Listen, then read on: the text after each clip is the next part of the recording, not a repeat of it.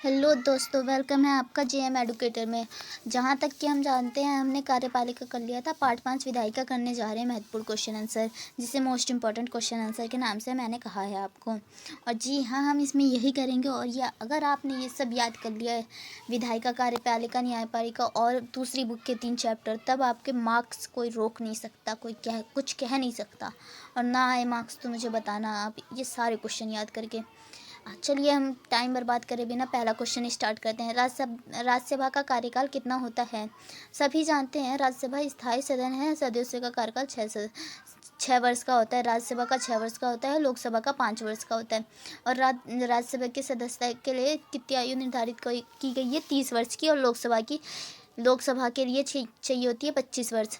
राज्यसभा का अध्यक्ष कौन होता है? उपराष्ट्रपति होता है।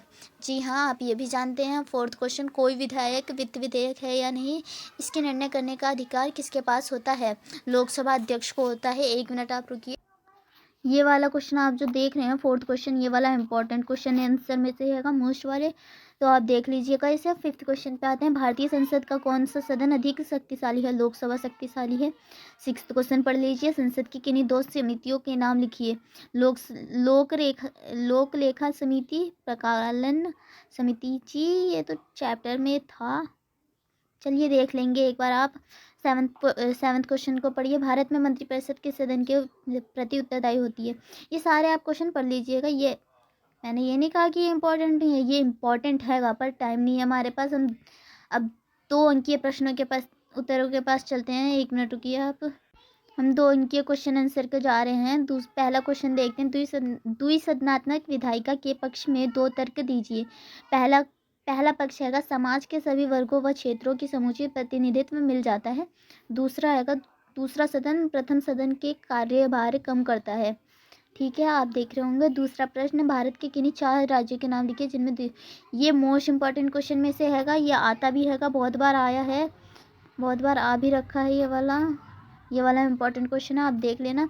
तीसरा क्वेश्चन, राज्यसभा को संरचना स्पष्ट कीजिए। राज्यसभा के कुल सदस्य 250 होते हैं, जिससे 238 राज्यों के द्वारा निर्वाचित क्षेत्र और 12 राष्ट्रपति द्वारा मनोनीत करता है। और वो 12 सदस्य जो होते हैं वो होते हैं साहित्य, कला, विज्ञान, इन सब के होते हैं जो राष्ट्रपति द्वारा मनोनीत होते हैं। और आपका सबसे इम्पोर्टेंट क्वेश्चन है, राज्यसभा और लोकसभा में अंतर स्पष्ट कीजिए। ये वाला बहुत ज़रूरी है और इसी से आपके बहुत सारे क्वेश्चन बनते हैं। ये हो गया, इस चैप्टर में सब हो गया।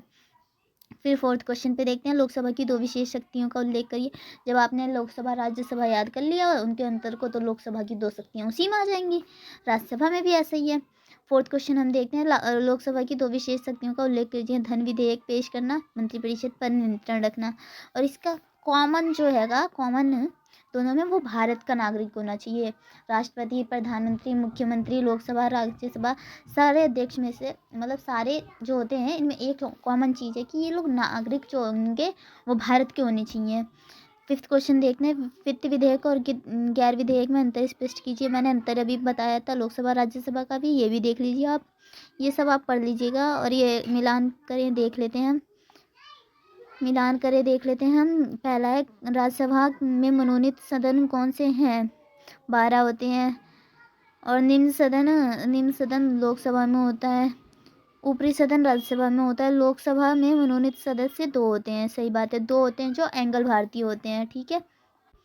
8वां प्रश्न है, राज्यसभा का सदस्य बनने के लिए 2 योग्यताएं बताइए। वह भारत का नागरिक हो, अभी मैंने आपको पीछे बताया था, वह भारत का नागरिक होना चाहिए और उसकी आयु 30 वर्ष होनी चाहिए। ये कॉमन बात है, आपको पता होनी चाहिए। फिर 9वां क्वेश्चन है, राज्यसभा की 2 विशेष शक्तियों का वर्णन कीजिए। राज्यसभा राज्य के अंतर्गत आने वाली विषयों पर राष्ट्रीय हित हेतु संसद को कानून बनाने के अधिकार दे सकती है। राज्यसभा किसी भी नई अखिल भारतीय सेवा का राष्ट्र के हित में गठन कर सकती है। 10वां प्रश्न देखते हैं। किन परिस्थितियों में संसद का संयुक्त अधिवेशन बुलाया जाता है? जब दोनों में मतभेद हो तब बुलाया जाता है, संसद का संयुक्त अधिवेशन बुलाया जाता है।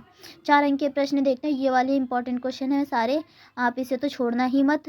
और सबसे मोस्ट इम्पॉर्टेंट क्वेश्चन जो आना ही आना होगा वो होगा ये वाला। वैसे तो 4th क्वेश्चन में सारे ही इंपॉर्टेंट हैं, आप देख लेना। मैं वैसे बता रही हूँ ये सारे इंपॉर्टेंट है, ये भी कर लीजिएगा, ये भी, पर ये वाला पक्का ही होना चाहिए आपको याद। संसद की आवश्यकता महत्व स्पष्ट कीजिए। विधि निर्माण होना चाहिए, बजट पारित करना होता है। थर्ड है आपका सरकार पर नियंत्रण। फोर्थ है आपका संविधान में संशोधन। लोकसभा का सदस्य बनने के लिए क्या योग्यता होनी चाहिए? भारत का नागरिक, अभी मैंने आपको बताया था। राज्यसभा और देखो लोकसभा दोनों में कॉमन हो गया, ठीक है। इसकी आयु होनी चाहिए 25 वर्ष। और थर्ड है आपका पागल व दिवालिया ना हो, मतलब वो सिविल सेवाओं में काम ना कर रहा हो। और फोर्थ हैगा किसी लाभप्रद सरकारी पद पर ना हो, वो कोई सरकारी काम अलग से भी ना कर रहा हो। भारत में कानून निर्माण की प्रक्रिया, ये वाला बहुत इंपॉर्टेंट क्वेश्चन है ये, तो आपको ये याद होना ही चाहिए।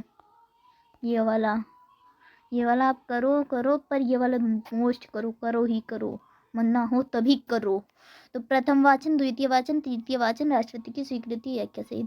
ये वाला आप देख लेना, बुक में लिखा हुआ है और ये सपोर्ट में भी लिखे हुए हैं, ठीक है। चलिए दूसरा करते हैं।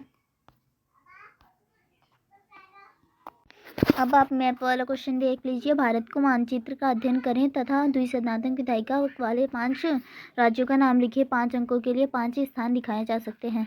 तो आपको इसमें से लिखना होगा। पहला स्थान आपको पता है कौन सा है? जम्मू और कश्मीर।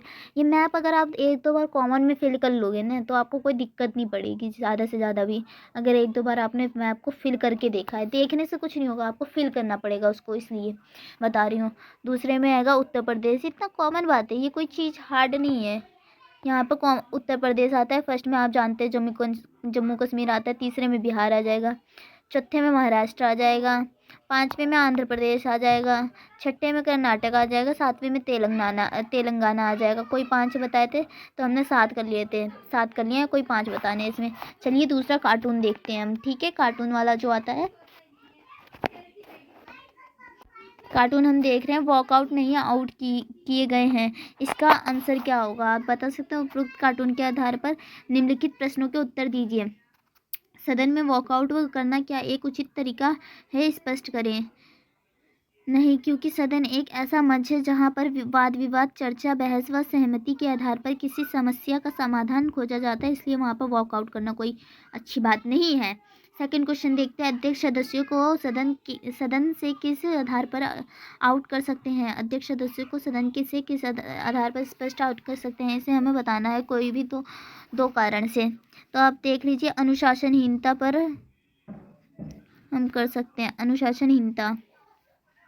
तीसरा क्वेश्चन, सदस्यगण वॉकआउट जैसा व्यवहार क्यों करता है? अपना विचार प्रस्तुत करें, स्वयं उत्तर लिखें। तो आप इसको देख लेना, वैसे तो ये आएगा, इसे एक बार देख के मैं खुद आपको बता दे रही हूँ। चलिए 6th क्वेश्चन पे आते हैं। पहला क्वेश्चन हैगा, लोकसभा कार्यपालिका को राज्यसभा की तुलना में क्यों कारगर ढंग से नियंत्रण में रख सकती है? अविश्वास प्रस्ताव करने के लिए। सेकेंड है मंत्रिपरिषद लोकसभा के प्रति उत्तरदायी। थर्ड जनता द्वारा चुने प्रतिनिधि। फोर्थ है लोकप्रिय सदन के लिए। ओके, मैं आपको कुछ इंपॉर्टेंट क्वेश्चन भी बता दे रही हूँ, आप लाइन पर रहिए। आप चाहे तो लिख भी सकते हैं इसे नोटबुक में अपनी। पहला क्वेश्चन है 2 अंक में, भारत के किन्हीं 4 राज्यों के नाम लिखिए जिनमें द्विसंधात्मक विधायिका हैगा। दूसरा प्रश्न लिखिए, लोकसभा की 2 विशेष शक्तियों का उल्लेख कीजिए। तीसरा प्रश्न लिख लीजिए, दल बदल से क्या अभिप्राय है? ये सारे 2 अंकीय प्रश्न हैं। चौथा प्रश्न, राज्यसभा का सदस्य बनने के लिए 2 योग्यताएं कौन सी हैं? और 5वां प्रश्न है, राज्यसभा की 2 विशेष शक्तियों का वर्णन कीजिए। सारे 2 अंकीय प्रश्न हैं। चलिए आगे बढ़ते हैं। और ये 4 अंकीय प्रश्न मैं एक बता रही हूँ जिसे आपको करना है। लोकसभा सदस्य बनने के लिए क्या योग्यता होनी चाहिए? इसमें क्वेश्चन क्या पूछा गया है, पहले ये समझिए। लोकसभा सदस्य बनने के लिए क्या योग्यता होनी चाहिए? पहला तो वो भारत का नागरिक होना चाहिए, उसकी उम्र 25 उम्र होनी चाहिए, ये सब होंगे, आप देख लीजिएगा इसका। और दूसरा प्रश्न 4 अंकीय वाले में कि भारत में कानून निर्माण प्रक्रिया के कोई 4 चरण बताइए। ठीक है, तो आप इसको देख ले, बुक में लिखा हुआ है। ये 4 बहुत लॉन्ग में आएगा, इसे वैसे भी 4 मार्क्स में आएगा, तो आपको करना है।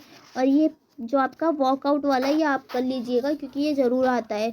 और 6 प्रश्न वाले में एक हैगा क्वेश्चन हैगा जो 6 अंकीय प्रश्न है, बस एक ही है, ज़्यादा नहीं है। केवल कानून निर्माण ही नहीं अपितु संसद के अनेक महत्वपूर्ण लोकतांत्रिक प्रक्रियाओं की सहभागिता का हिस्सा है। इस कथन को स्पष्ट करते हुए संसद के कार्यों का उल्लेख करें। अगर आपको ना आए ये क्वेश्चन 6th वाला तो आप मुझसे पूछ लीजिए क्या, पर ये बहुत इंपॉर्टेंट क्वेश्चन है।